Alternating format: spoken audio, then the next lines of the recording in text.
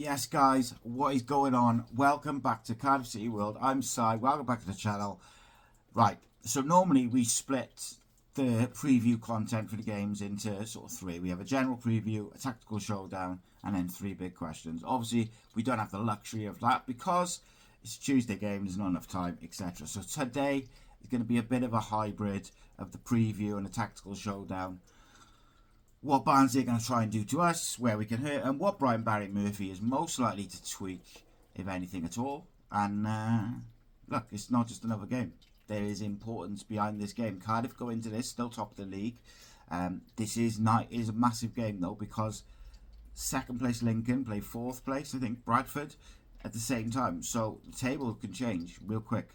So City needs to start fast, get the crowd going, get the tempo early, and put pressure right back on the chasing pack. But let's get into it. First of all, where we always start, the context, why the match matters. Well, just mentioned it, but let's ground it in some numbers. Cardiff City in the league, 27 played, 56 points, so goal difference of plus 19. Goals conceded, 27. Goals scored, 46. That is title winning numbers over a season if you can maintain it. Barnsley, 33 points, 37 goals for, 36 against with a goal difference of plus 1. They're not a soft touch going forward by any means, but defensively they've been open. Now that doesn't mean Brian Barry Murphy doesn't mean Barnsley are coming to roll over. They're going to be aggressive. They're going to press. They've got some real goal threats, and we'll talk about them. But for Cardiff, the big headline is this. This is the kind of home game where you want to be on the front foot early. Because if you drift into slow, safe tempo, recycling the ball, you invite high energy team to contest you in certain areas. And after the weekend, you can already feel like some people want to say Cardiff dropped points against Stockport. Well, no. Cardiff came through a messy, emotional, chaotic game, kept their heads, and got an important point. Now, we need a response to that. Now we need to show what we are about. I think you have an opportunity for a quick reset after the Stockport game. And if you use that Stockport game as a bit of a tactical setup for this one, Cardiff had 61 possession. They had 14 shot attempts, 9 corners. The pressure and the phases were there. But the point is this. A lot of that was controlled rather than chaotic. Now, we moved it, we built, we got into some good areas. But there were spells where the tempo probably wasn't ruthless enough. Not enough one-touch combinations, not enough sort of final third acceleration. And then you add the emotional hit because the match got completely disrupted by Yusuf Salic's injury. And it's hard to overstate what that did to the rhythm and the mentality of the players. And if you missed it, Yusuf Salic went down in a nasty instant. He needed oxygen on the pitch. He was stretchered off. He was taken to hospital for precautionary scans. Thankfully, was just discharged Saturday night without serious injury. But it was still a heavy hit. It was still a neck injury. That's not something you gamble on days later, regardless of whether he's had the all clear. So when we talk about adaptation for Barnsley, it probably starts there. Because even if he's been cleared, does the manager risk him on a Tuesday, just days later? For me, it feels really unlikely, I've got to say. And in terms of that team selection for Cardiff, I've speculated over the weekend. Now, could we see a change of shape? I don't think so.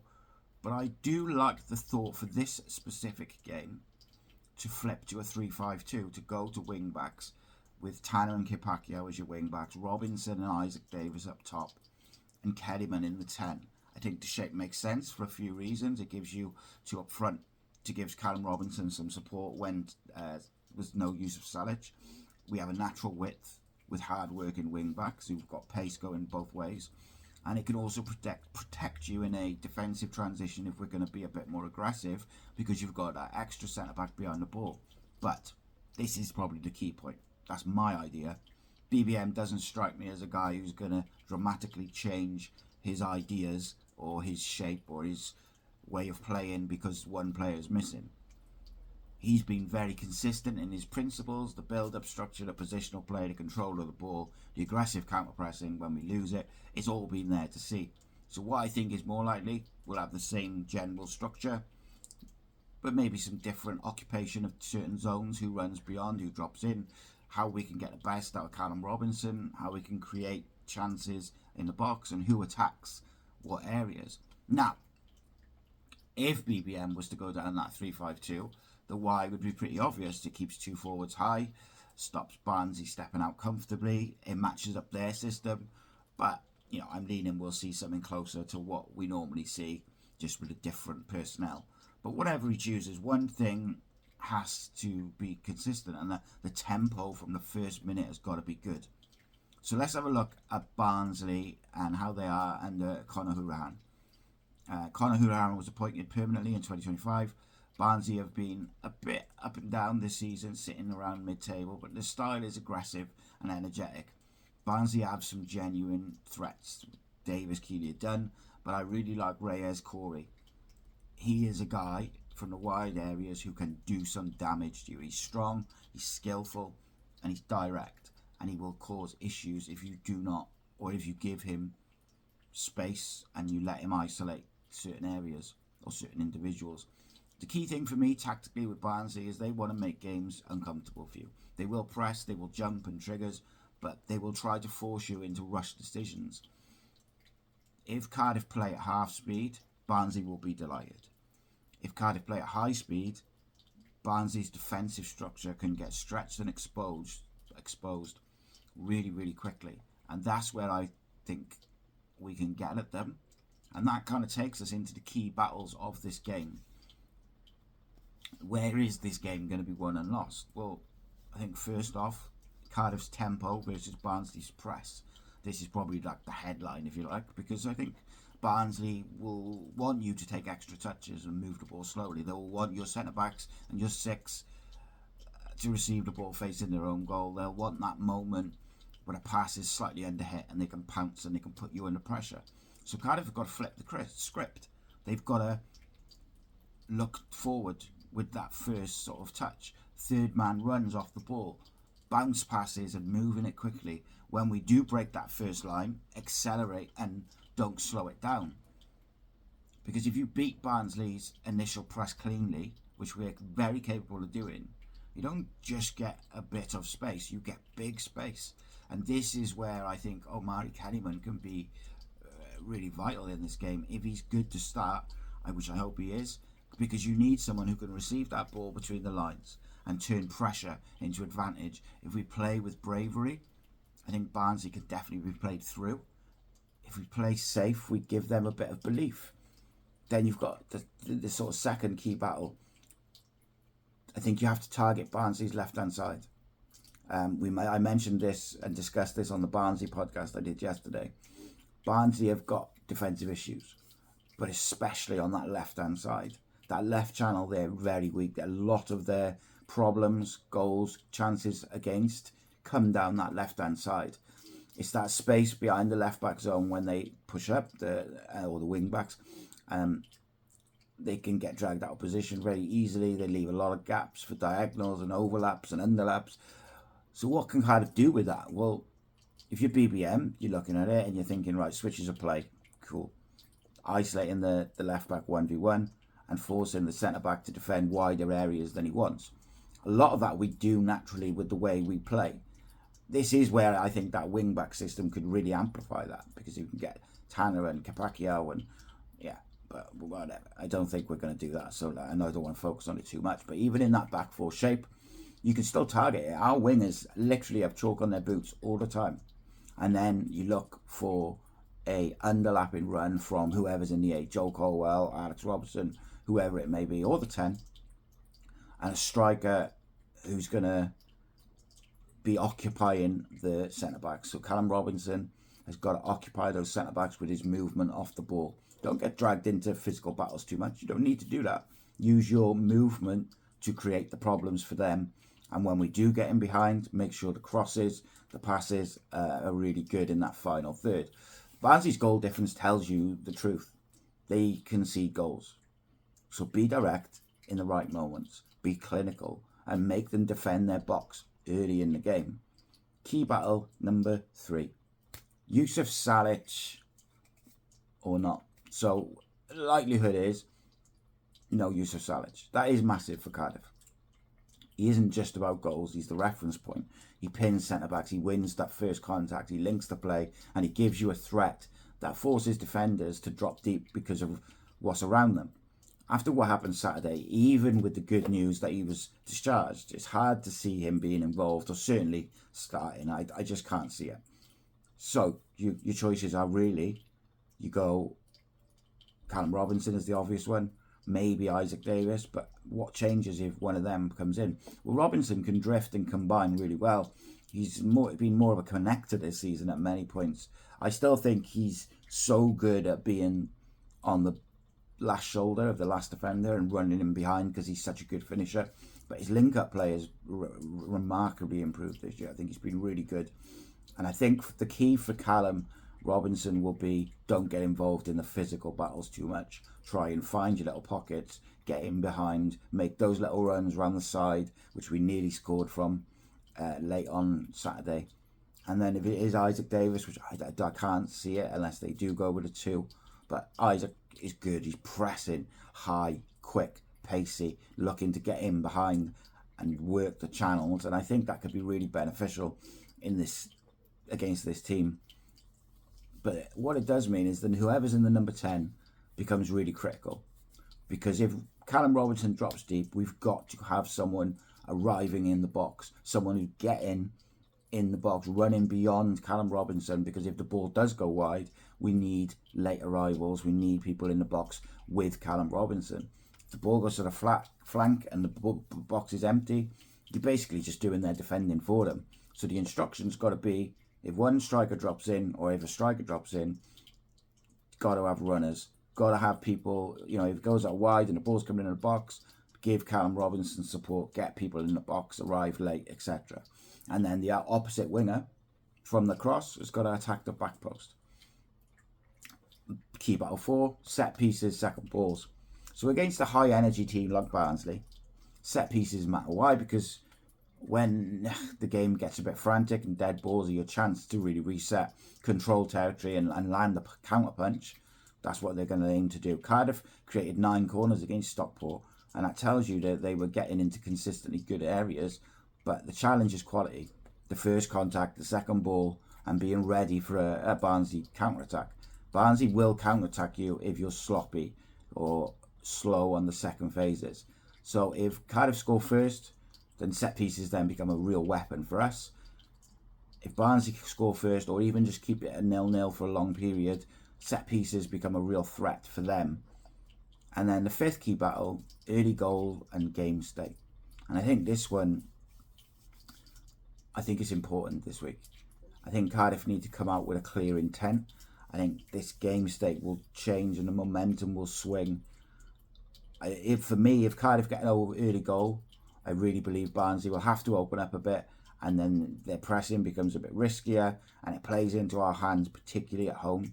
When you think about their defensive frailties and their issues in the wide areas, it all plays into our hands if we can get that early goal. Those defensive issues for them suddenly become a lot bigger if we get an early goal. Look, if Cardiff don't get an early goal, then we have to be patient and we have to keep going and keep playing and keep believing in what we're trying to do.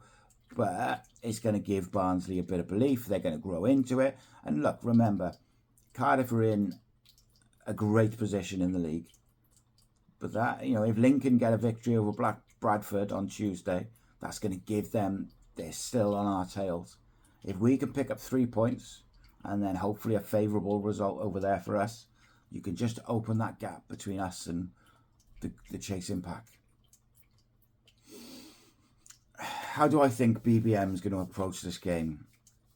What's the blueprint? If I'm BBM, I'm looking at this. Start fast, not emotionally, don't be reckless, but high line, aggressive counter pressing, real crisp, one-touch passing.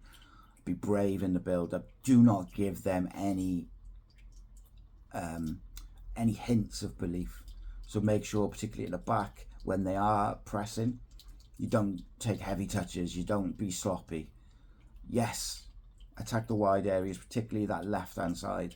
That is where we can really get at them. Switches, overlaps, isolate the fullbacks, use Ollie Tanner. This is the game for him. I think you've got to fill the box as well without Yusuf Salic. You've got to get people in the box to support Callum Robinson or whoever's up front. We can't just dominate territory and then have nobody there when the ball comes across. We've got to be proactive with our final choices and clinical with our final decision. Keep the discipline. But Barnsley will try and turn this into a bit of a scrap. They will try and keep it tight and disrupt the game. You know, make sure they don't want it to be free-flowing. They're going to slow it down because they want to disrupt our rhythm. So we have to be patient in some ways. We have to be calm and composed and be disciplined, exactly like we were on Saturday. It's just that tempo and intent at the start of the game. But I'll finish with this. This is a game that Cardiff can win, but only if we respect what Barnsley bring. The energy, the press, the chaos, it's all there. We've got to make sure that it's right. Our league position says Cardiff are the better side. The numbers back it up. But we all know football. It doesn't always work like that. You have to earn the right to play your game. The match will be decided by intensity, by execution, by application. And if Cardiff nail all of those, then you'd expect 3 points. Salic doesn't play, which I think is the sensible call. Then it's about the collective stepping up. It's about feeding into Callum Robinson's strengths. I mean, my question is this to you in the comments. I'll ask you a couple, but first of all, do you want him to stick with the usual shape, tactics, etc., or would you actually like to see a 3-5-2 like I suggested? I'm interested in what you guys think. Drop your predicted 11 or what, not even your predicted 11. Tell me what you would do if you were the manager. What would you do different in this game to normal games because of Salic's injury? Maybe you think some players look tired, whatever it may be tactically. But yeah, that's the one. I think there's a lot of opportunity for Cardiff to get this right. But I think it's all about how they start and a bit about that intent at the start of the game. I'm really looking forward to it. I love a night game. Let me know in the comments what you think the score is going to be. Predicted scores. Well, I'll tell you what, why don't you give me a predicted score for Lincoln and Bradford as well and see how we go. But I hope you enjoyed this sort of hybrid preview, tactical showdowny type thing. Hit the like, share, tell people about Cardiff City World, the only place in the world doing Cardiff City content 7 days a week, by fans, for fans, analysis, reactions, tactics, just scout reports. We've got a lot, exclusive interviews, and of course we've got Inside the EFL coming, and it's going to be special. But so thank you so much. Keep the faith, and I'll see you at the game. Nice one. This channel is powered by an incredible membership community on Cardiff City World and patreon.com/AcePodcastNation. Becoming a member unlocks exclusive rewards from early access to live event tickets, bonus content, and even the occasional inside transfer scoop when we get it. But more importantly, it allows us to bring you top quality Cardiff City content 7 days a week. Across those 7 days, we're talking match previews, exclusive interviews, instant match reactions, the breakdown podcast, tactical deep dives, the Spotlight series, Bluebirds Rewind, Academy Focus, and just so much more. Led by myself, backed by an army of passionate Cardiff City fans, this is content created by fans, for fans, balanced, professional, and 100% all about the club we all love.